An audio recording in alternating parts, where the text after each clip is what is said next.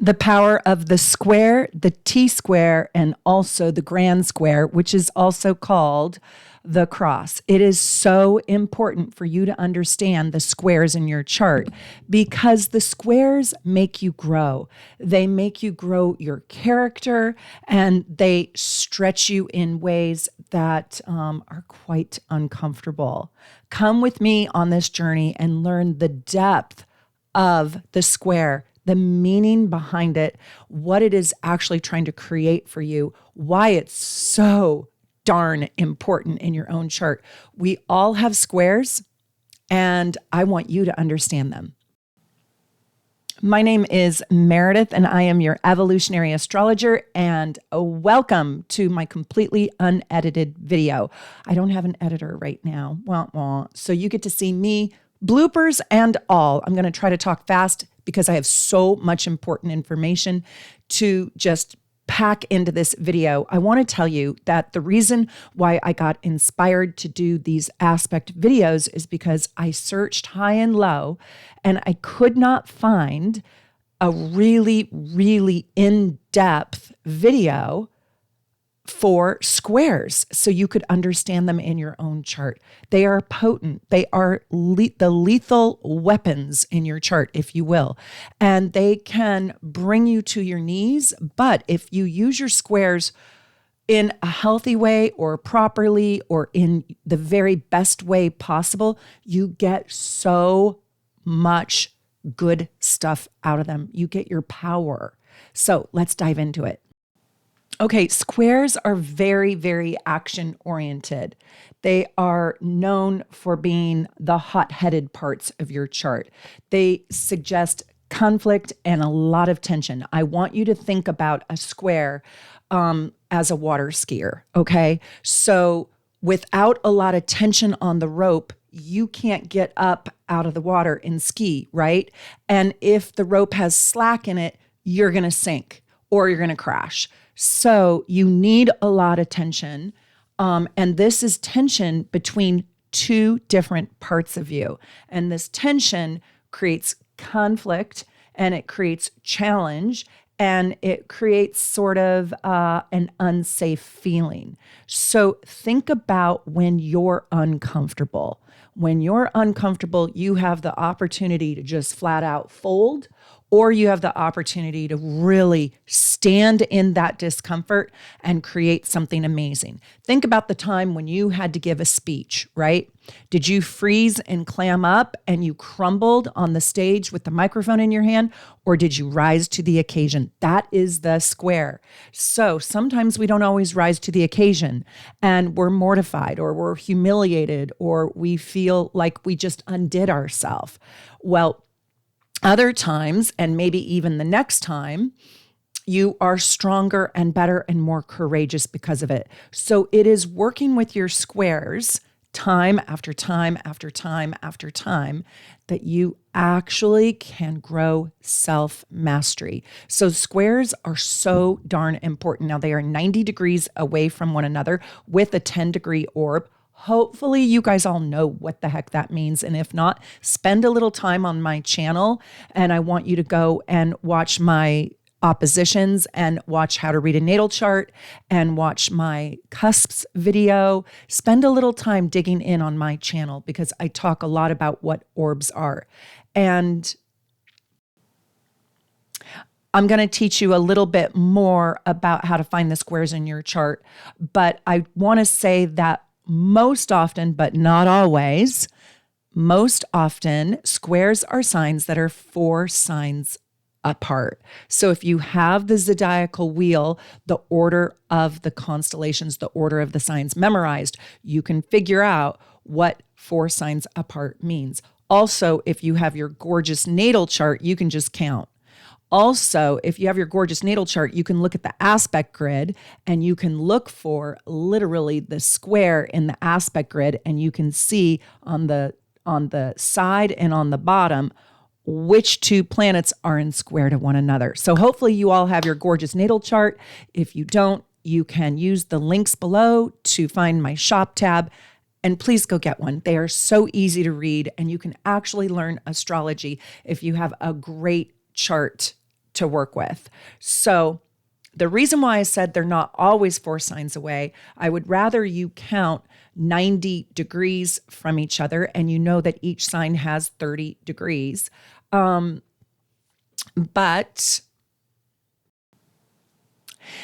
if you have a very late degree on one sign and a very late degree on another, it's not always 4 signs away. Now, when I say 4 signs away, we could actually say 3 signs away. But if you start with your sign, count your sign. So I want you to count Sagittarius, Capricorn, Aquarius, Pisces, right? So Pisces is square to Sagittarius. So I count your sign as 1.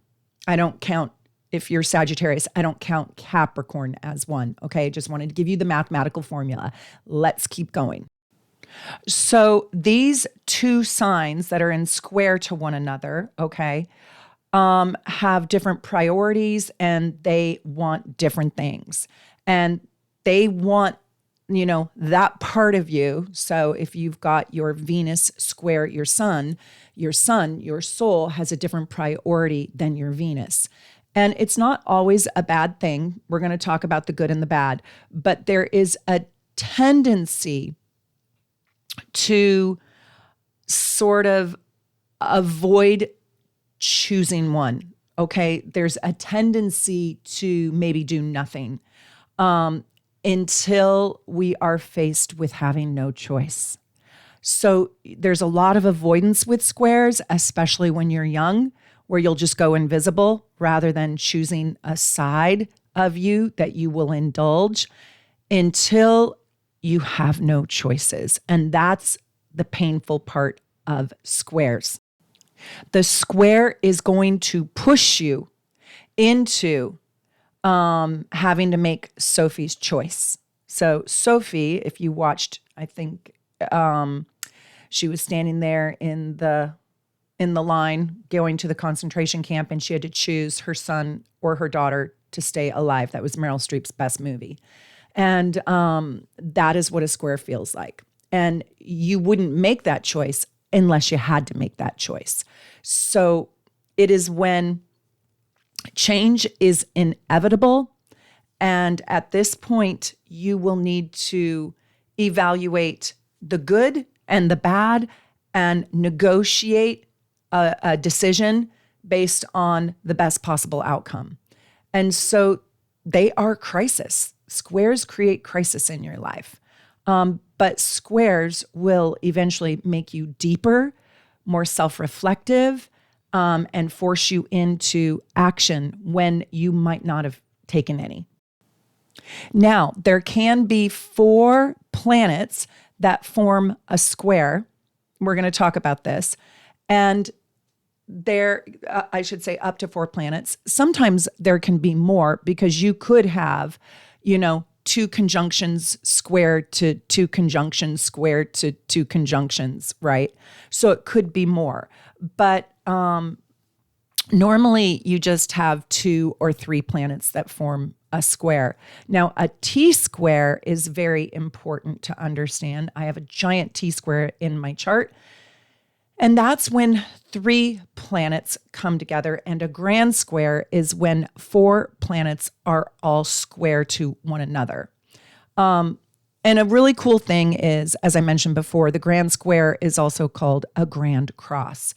So I'm going to go into this in a little tiny bit more detail. Let me just explain the grand cross really quickly, and we'll get to the T-square later.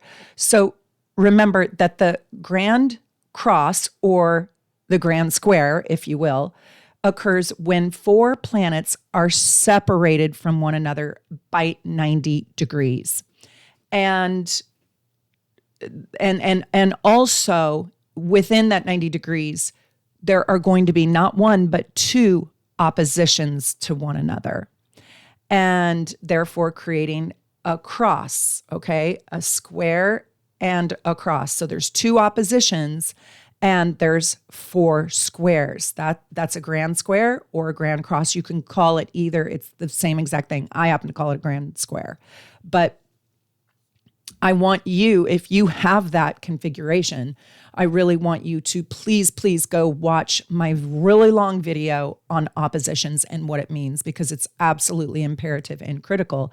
Because a grand square is somebody who is really dealing with the very hardest aspects in astrology. And so if you have that, you're dealing with squares and oppositions. That's not easy, my friends. That is not easy. So this is for my advanced students, and this is a little bit of a tiny trick that not a lot of people talk about. But squares happen when elements are not compatible. So they create tension. So a fire sign can have a square with a water sign and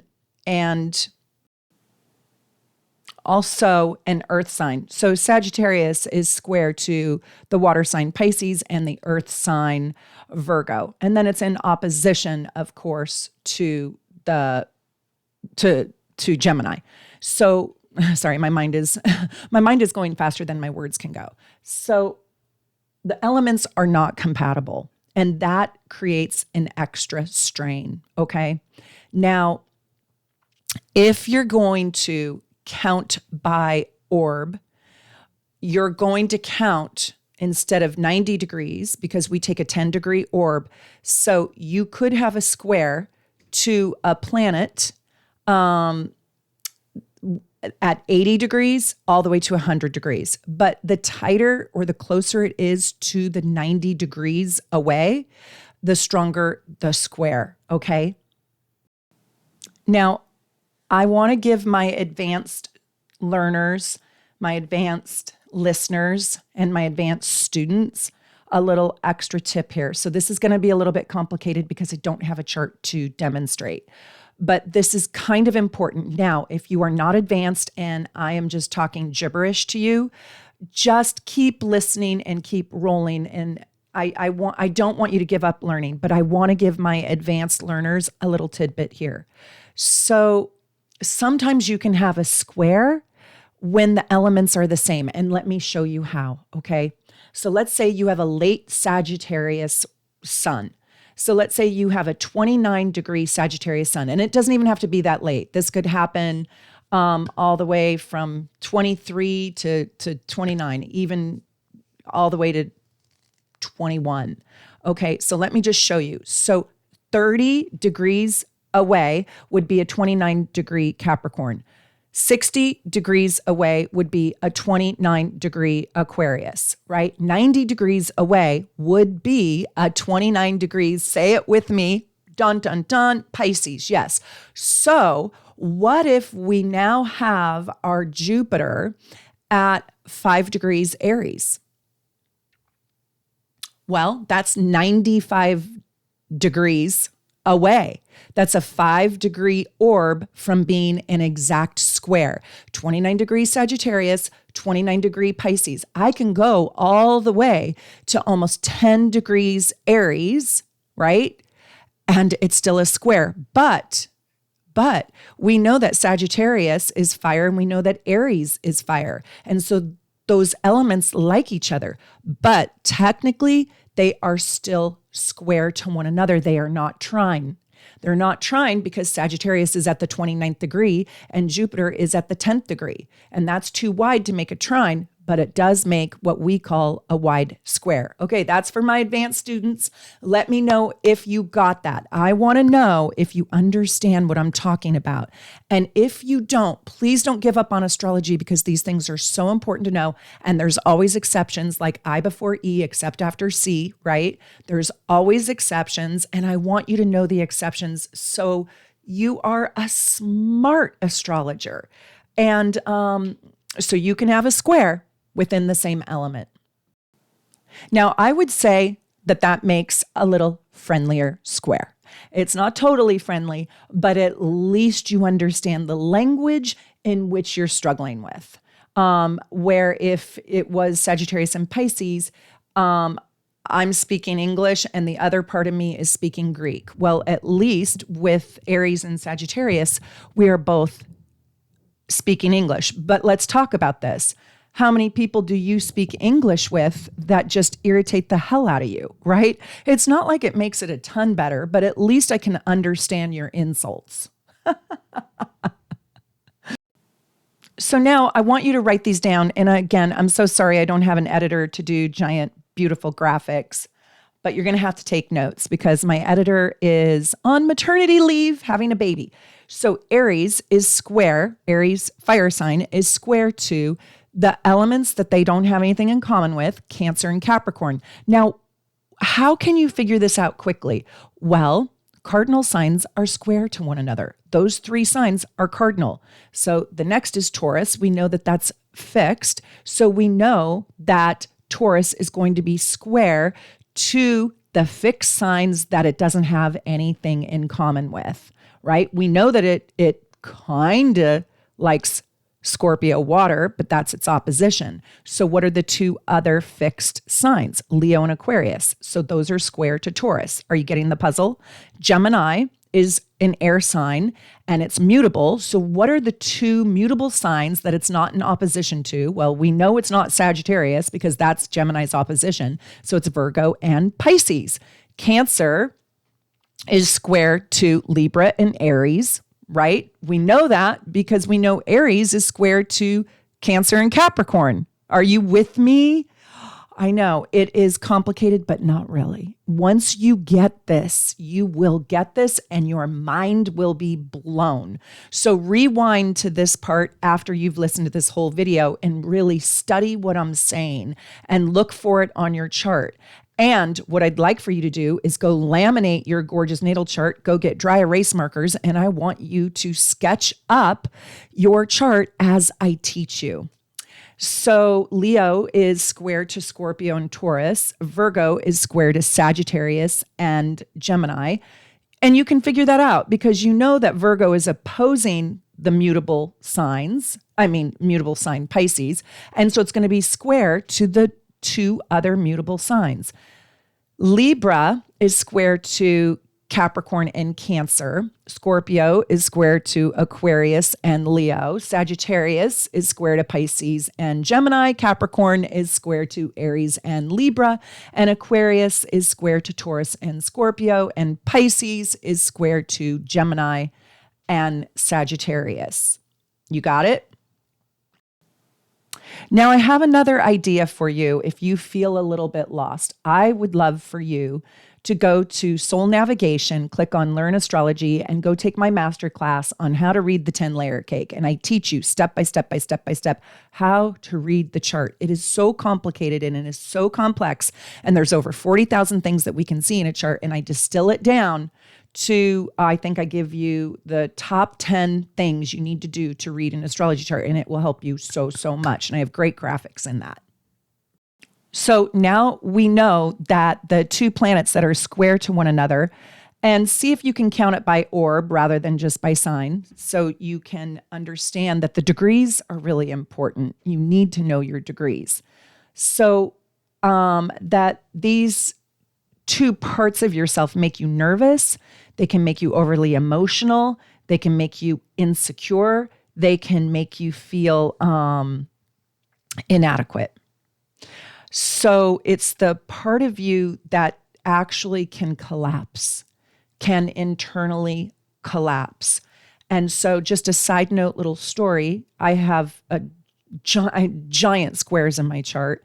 And I have Venus squaring Saturn, and I have Venus squaring Pluto and Uranus. So when I was young, I did not understand or even know I was worth anything. I literally had no clue what my value was, that I was worthwhile, that I was worth listening to. I didn't necessarily dislike myself. I just didn't feel that I had anything to offer or any value in life, right? And I didn't really have a system outside of my family that even helped me cultivate or understand that I was worth something. And so I had to find my way through that. And now through my astrology and through you all being here, I have really found my value. I have found my worth, and becoming a mother, I have also found my worth inside my family. I always had a lot of worth, but outside of that, it took me a long time to grapple with that square in my chart. And now I would say I have a genuine confidence. I have genuine self-esteem intact. I know what I'm doing is of great value and it's important and I love it. So I want you to know that if you work with your squares, it will create the greatest part of your life. It's true. So I will say that there can be an internal collapse before that part of you can really rise to the occasion and become its best self. And there can be deep feelings of frustration, sadness, insecurity, anger, rage, and even sometimes violence, self-inflicted violence and violence or outbursts towards others. They can create squares will create active frustration in your life. Like, why doesn't the world get me? Why don't people blah, blah, blah, blah, blah, right? It's the blustering part that's just so frustrated. It is how the tension in your life and the tension in the challenge and the tension in your body makes you spring to life. If it doesn't crumble you, it is the pressure cooker of buildup. And so squares can create so much adrenaline that this part of you is completely fatigued and maybe even broken. This is where we can be just so worn down that this piece of ourselves feels like we just might snap. This is the thing in our chart that has the very loud propeller. Yeah. An engine propelling us into action. Like I said before, the squares will create crisis, and it's through this crisis and facing this crisis and finding maybe even forgiveness around this crisis that you will evolve, you will grow, and I promise you one thing, you will find the very best self that lives inside of you. The square has these two different energies inside of you that have completely different concepts about what they want and about your life. And if you have like a Venus square Mars, Venus says, I believe in you and you can do this. And Mars says, no, you can't. Why are you so sure you can do any of this? You're not good enough. You're not equipped. And so there's tension. So I want to ask you, which planet is winning in your square? So let me tell you how squares are different than oppositions. And again, if you haven't seen my opposition video, please go watch that. Oppositions usually want similar things. They just go about it in totally different ways. So there's a mountain in an opposition, right? And the oppositions have to climb the mountain to meet, or they go around the mountain in the different direction to end up where the other is. It's like my example, riding a bike and driving a car. They both want to get somewhere. So they both have a common end goal. Now, when you're working with the square, those two planets, they want something completely different than the other planet. So they don't have a common goal. So let's say you have Mars and Sagittarius squaring Virgo in Jupiter. Well, Mars in Sagittarius wants to risk it all, wants to gamble, doesn't want to plan it out. Just let the chips fall where they may.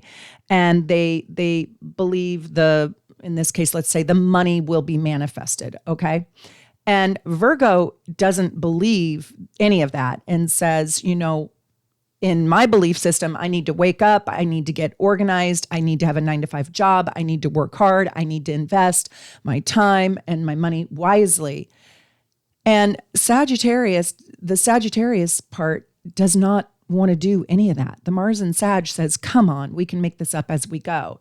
So Virgo thinks that it needs to prescribe to this belief system until it's 80 years old, where then it can retire. And don't count your chickens before they hatch, and, get your butt to work, where Mars is saying, I don't want to do all that. So there's deep conflict between the planets, and they want different things. So the squares are going to create a doubt and a resistance from one planet to the other.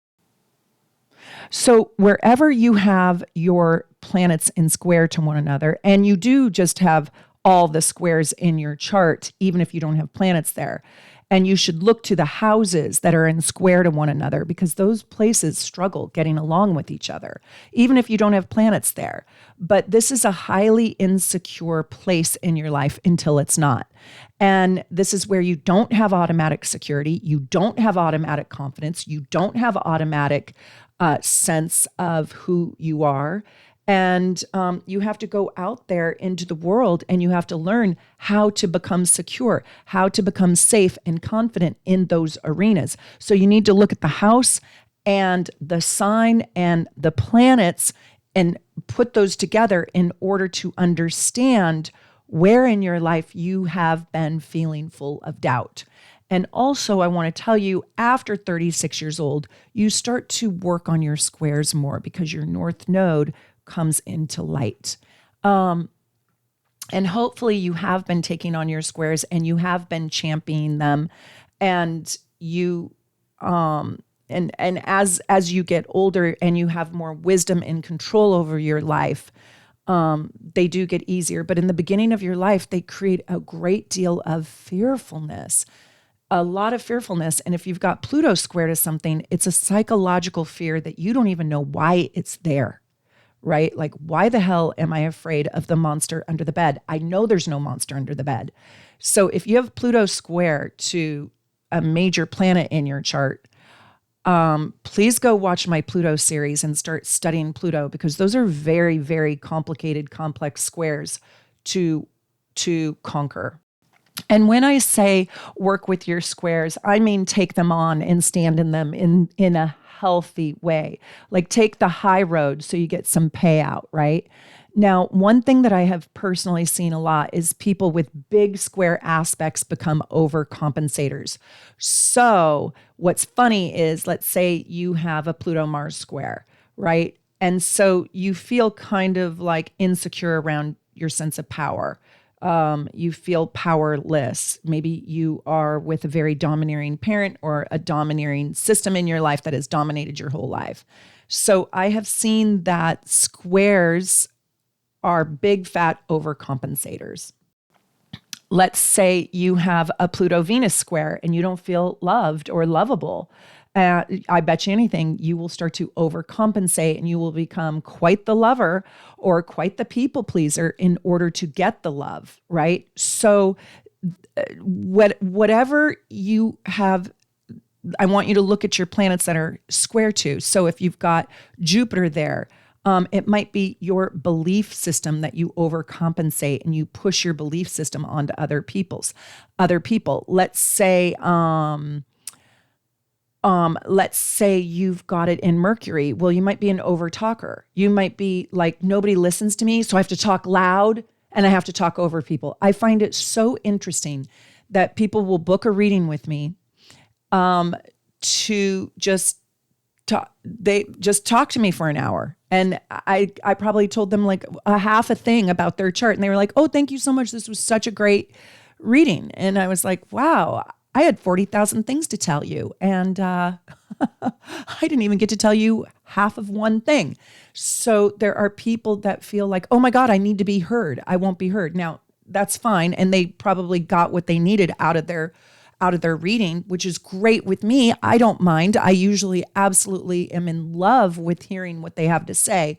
But I'm just saying, there are people that feel like, gosh, I'm never listened to, so I overcompensate by talking. So overcompensators, when you have a square, so rather than you being the person that doesn't do anything with the energy, The overcompensator does the energy to an exaggerated way, so you can't do the energy to me.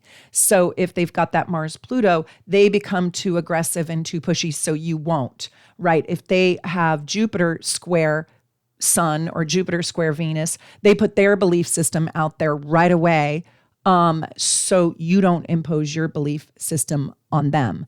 I see that a lot with vegans. And by the way, I was a vegan for 5 years and I did that, where I was like, no, I can't come over and have dinner because, I'm not eating meat. I'm not eating anything that was alive except lettuce. And I put my belief system way out there, and I had people needed to accommodate me in it. And by the way, I felt amazing. And I wish I could be a vegan. It didn't end up agreeing with my body after 5 years, but I really, really respect people who are vegans. That's just one example of mine that I can remember where I was really a big overcompensator because it became a whole way of life for me. So wherever you have your square, if you're not too little, you might be too loud, too pushy, too big, too bossy.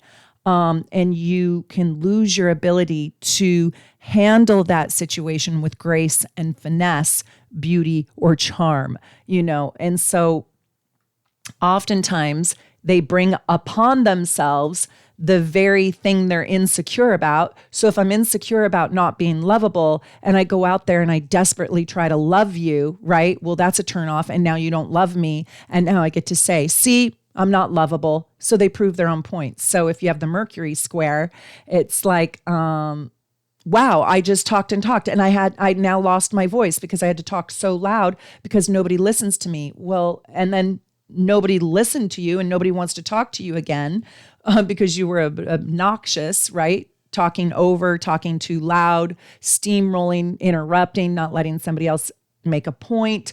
And so now people don't really want to listen to you or talk to you. And now you just created the very thing that you were wounded by because your overcompensation creates an aggressiveness that becomes, tactless, no tact. You can't see yourself objectively. So squares can really mess with your life. So let me give you an example. Let's say you have a second house Venus in Taurus square Leo and Mercury, okay, in the 5th. Well, you could be in this great fear that you're never going to get a creative job that you're going to be madly in love with, right? Or will pay you enough, because that's the fear of the second house, and the creativity and the self-expression is the 5th house. So I'm not going to get a job ever that I'm going to love, 5th house, that's going to pay me enough. And so you have deep insecurity that you're just going to have to, work at, the supermarket stocking shelves your whole life. And so a job opportunity comes, you run to the job interview, you are so excited. And so you are overcorrecting and you're not being a really thoughtful listener because you just want to get out what you have to say.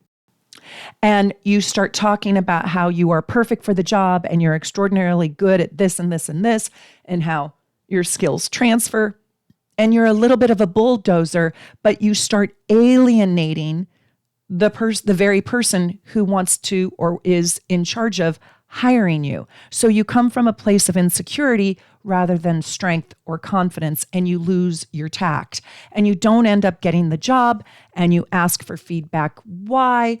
And they just say, no, you weren't the best candidate. We went with another candidate that we felt would be a better fit. And you just say to yourself, I knew it. I knew I wasn't good enough. I knew they weren't going to pick me. I never get these jobs. It always goes to someone else. And you're clueless to why. You have literally no idea. A lot of people will not even be honest with you about your square. Like, yeah, Meredith, you came across a little too desperate to love me, and you were just clingy. By the way, that's usually not the complaint, but I'm just pretending. Fantasize with me, fantasize. Let's just say you were too clingy and too, they never say that. They just ghost you, right? So you very seldom even get honest feedback on your squares, and it's up to you to figure it out. So I'm just saying, are you the overcompensator or are you the undercompensator? Is that the word? I don't know if that's the exact word that I want, but you start creating the story of the square because you're not awake around your insecurity or your lack of confidence or your lack of self-esteem. And it's hard to get self-esteem and self-confidence if you're not willing to stand in the uncomfortableness of the square and show up differently. So instead of showing up, let's just say with my analogy in the job interview, as a thoughtful listener and a graceful communicator, right? That would be a new tactic for you.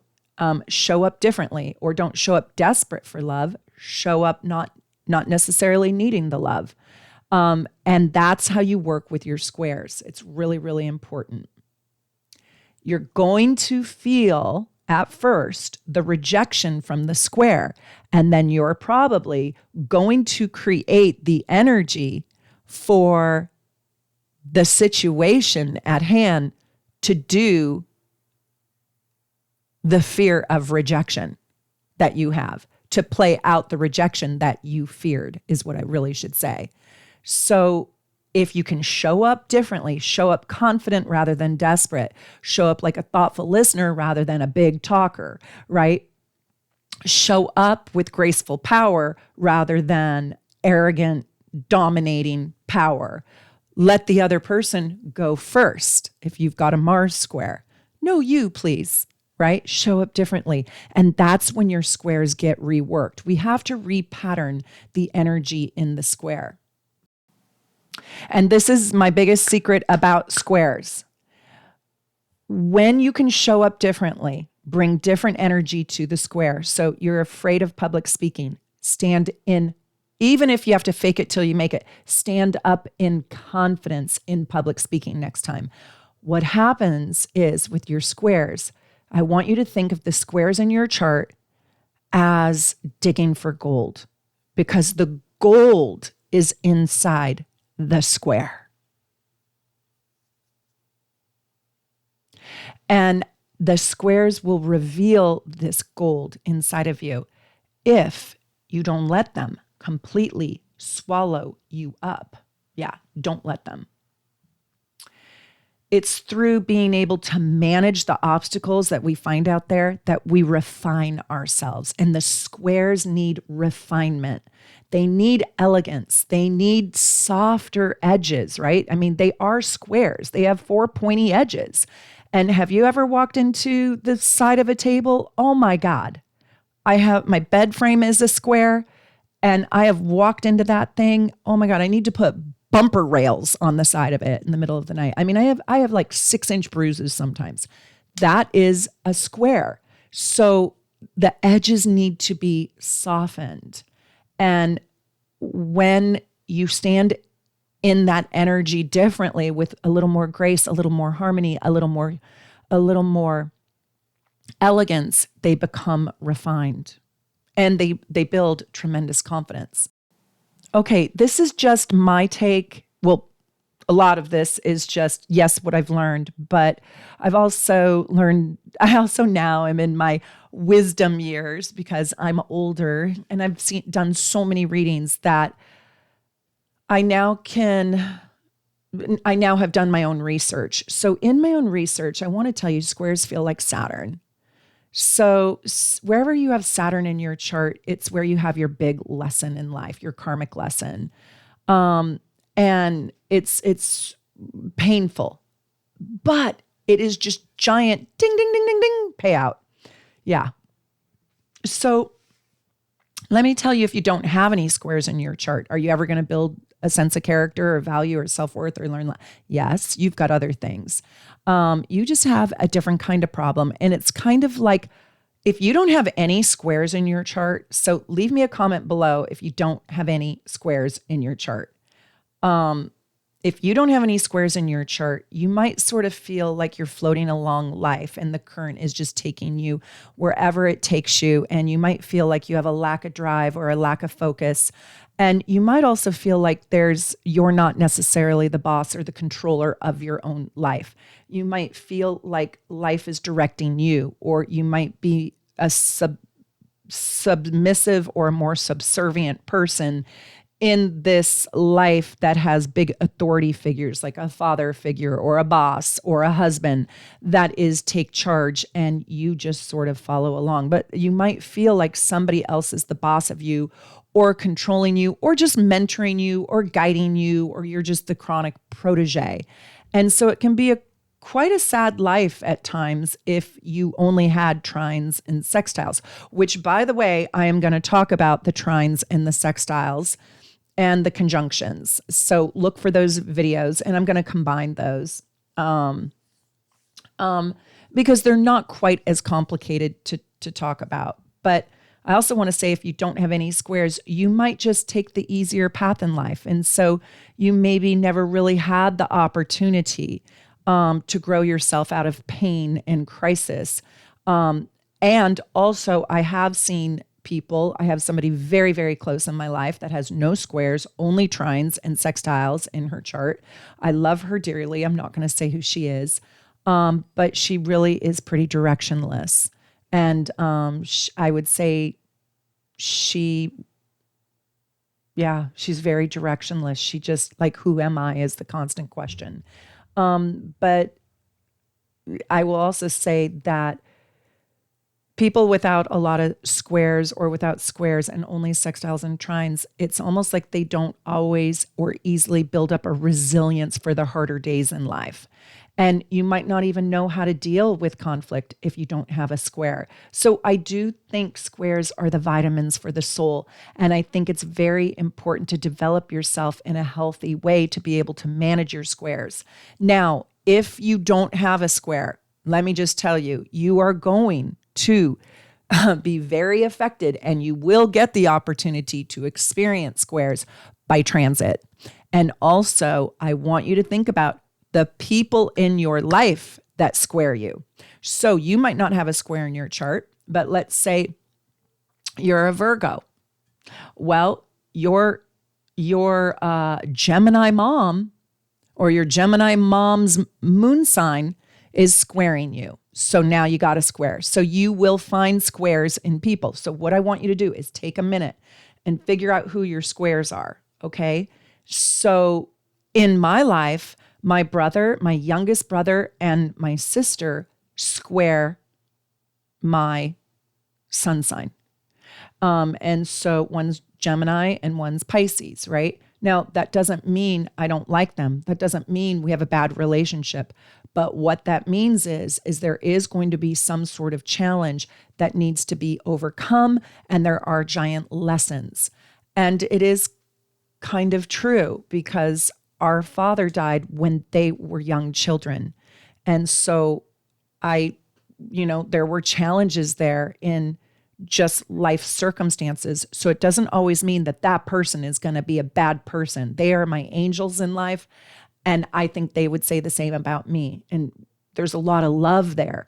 But our life became so sad and so challenging.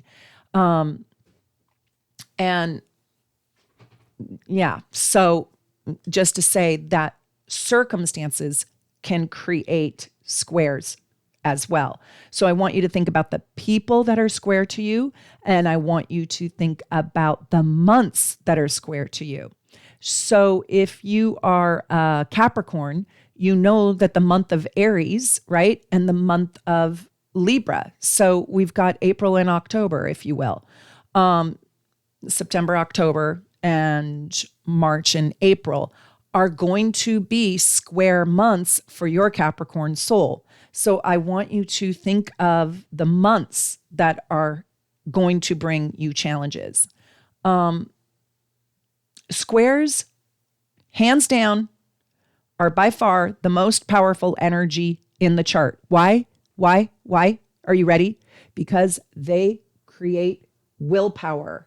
They create your willpower. So without any willpower, right, you have to wait for your willpower to be developed by the transit. Now, hold on to your hats. I know it's a long video, but there's so much for you to learn, and I want you guys to learn this. I want you guys to know this. There are different kinds of squares that you can have. So let's talk about this. Okay. there are different kinds of squares that you can have. So I got to talk a little bit faster because we have a lot to get through. And it's kind of I'm going to give you some fun facts about these different kinds of squares. Yes, we're going to go a little bit deeper, but I'm just going to give you the real basic facts. So you can have a mutable square, right? You can have a fixed square or a cardinal square.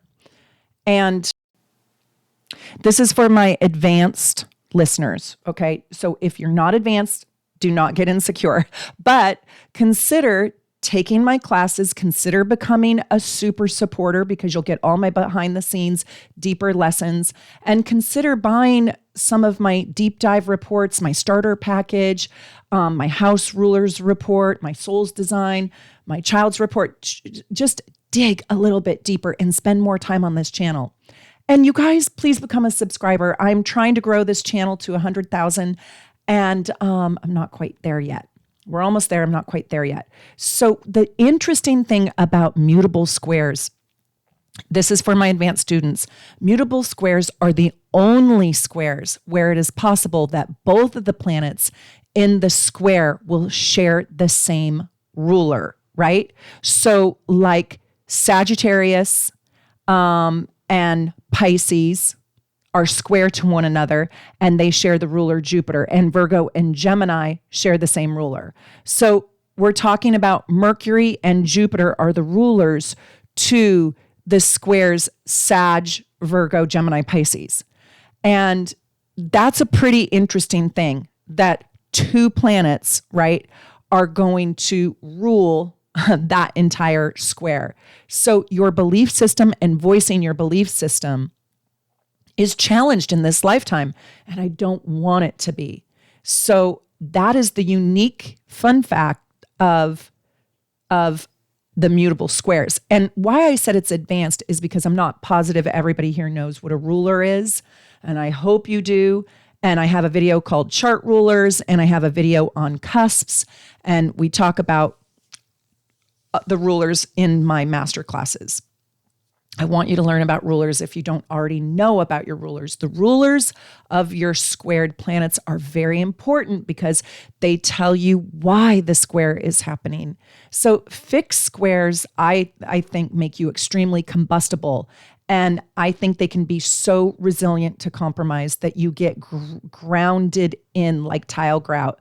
And this is the Scorpio, Aquarius, Taurus, and Leo. And there is something very unique about fixed sign squares.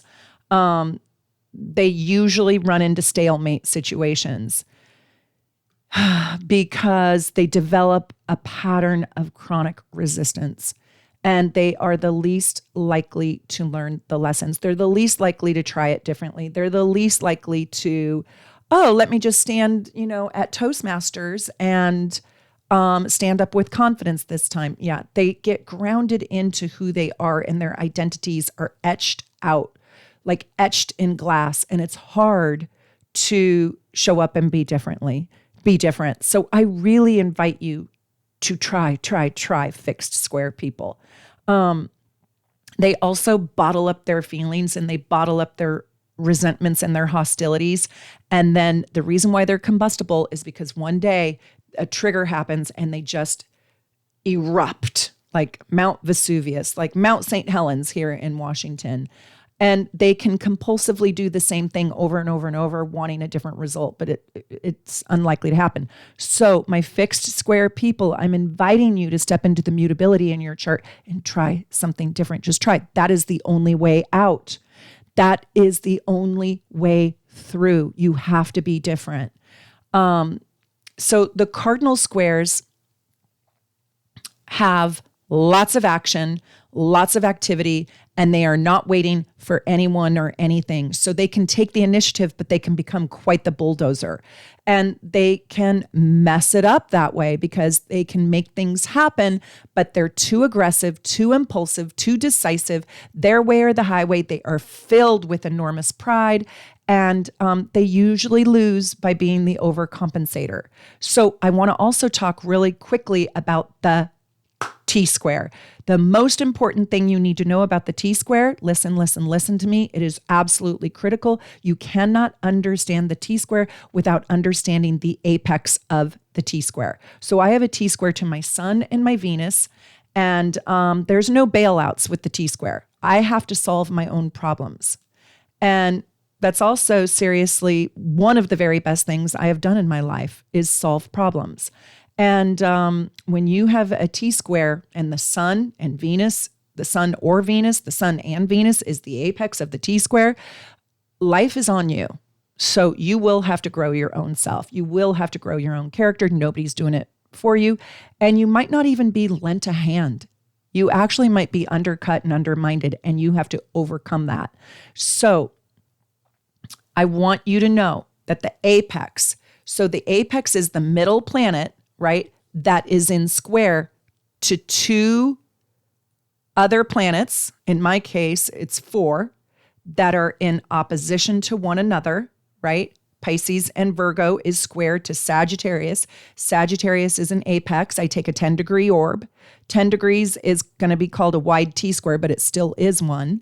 And it is extraordinarily challenging. This is one of the hardest, most painful aspects in astrology.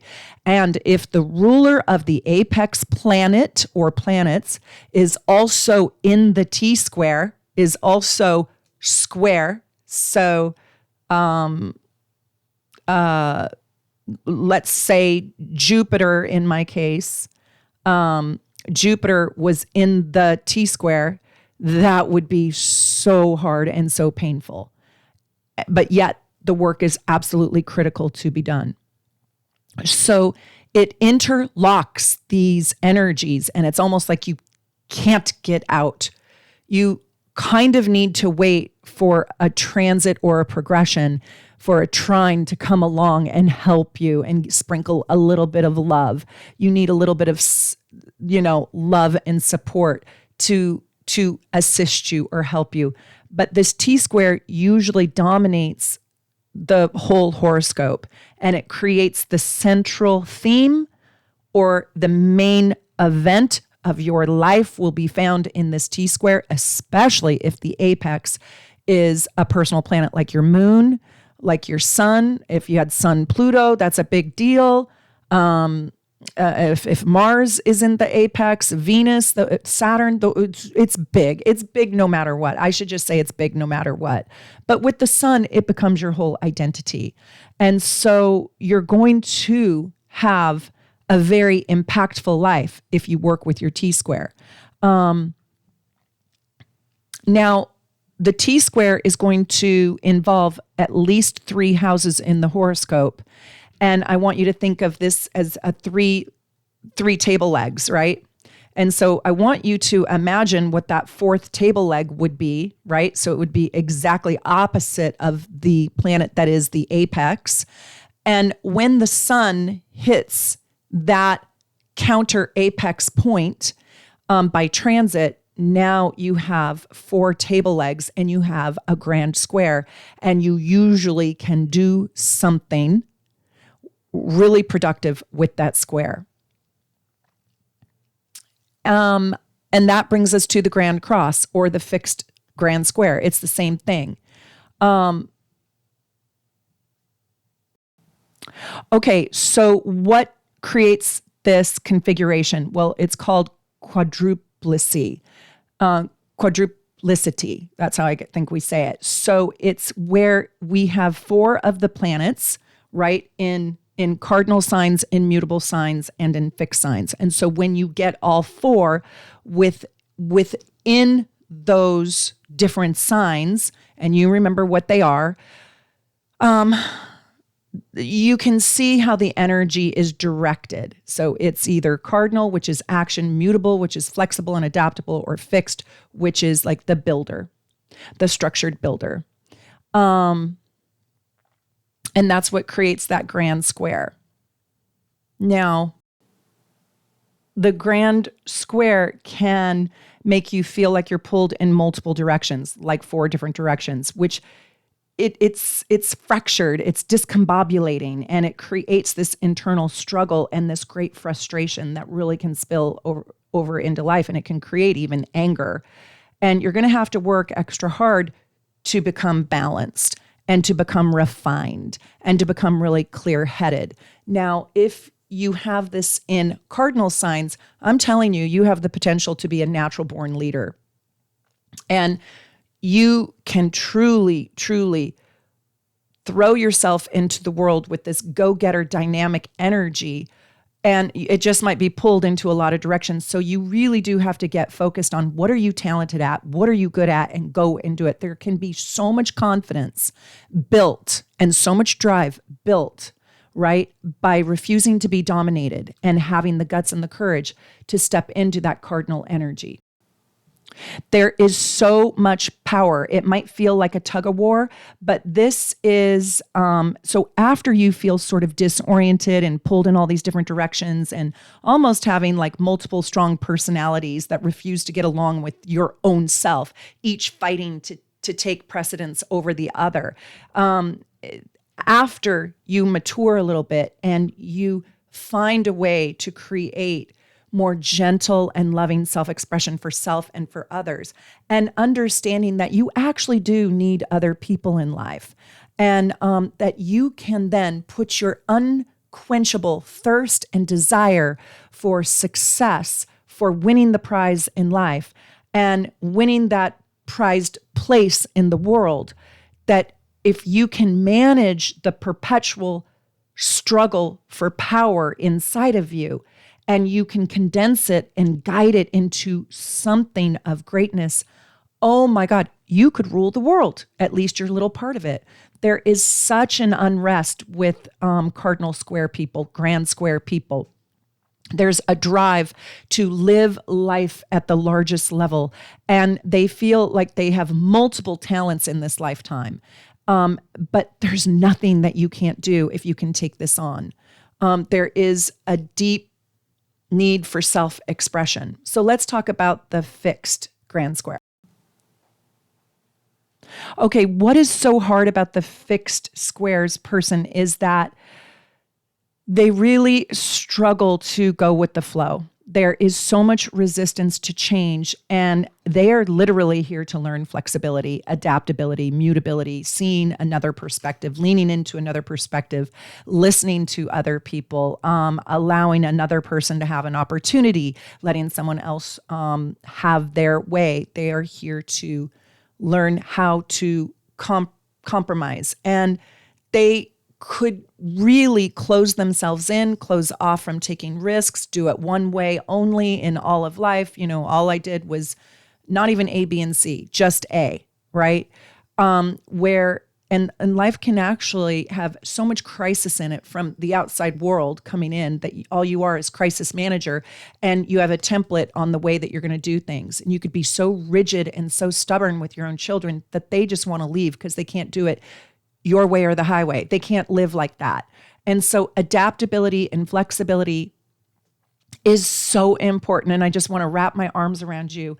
And I want to tell you, just learn a new way, learn to be a little bit different.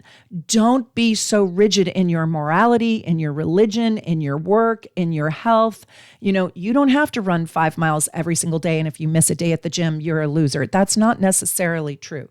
How do you like my afternoon coffee? At least it's not one of those rock stars. An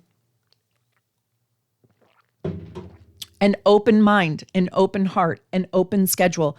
I want you to put a free day on the calendar where you wake up and you let somebody else be the boss of you for a day.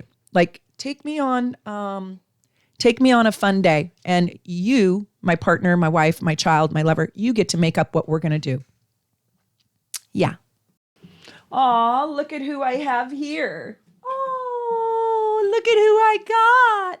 I don't know if he'll be behaved, but he'll do the mutable cross with me, okay? The mutable square. So this takes place with Virgo, Pisces, Gemini, and Sagittarius. And, you know, I would say these are the ones that are able to be adaptable and flexible and sort of transition seamlessly, you know? And they actually feel like this isn't, I think this is the easiest square to have, but they can feel really lost. And they can feel like they have a little bit of ADD and they don't know which direction. Do you want the cold? He might like the cold. But we won't let him drink the energy drink. That would be a bad idea. But this can be sort of the absent-minded professor where they become flaky, like, oh, I made a commitment to you and to you and to you. And they make so many commitments in their life that they get nothing done. And energy just overwhelms them. And they feel like they have to work so hard to be themselves, but they never end up finding themselves. They can have they can actually have an opportunity to build their character if they stick with something. But I feel like they get overwhelmed easily and the tension can make them crumble. They don't have as much will or drive. They don't have an ability to confront the painful things or the divisive nature of the oppositional demands that are in the Grand Cross. So they give up, they've put the covers over their head and they stop participating.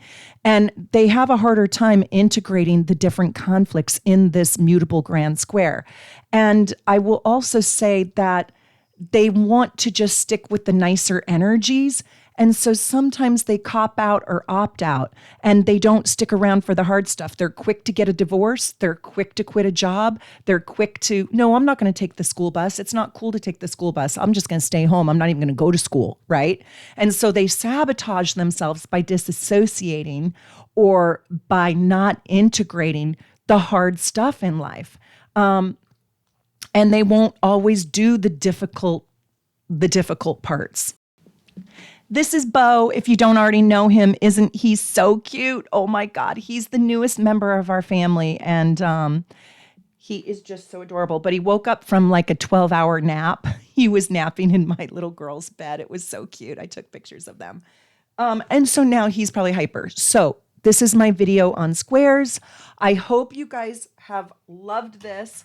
Tell me if you have a T-square, if you have a grand square, or if you just have square planets. I want to know about it.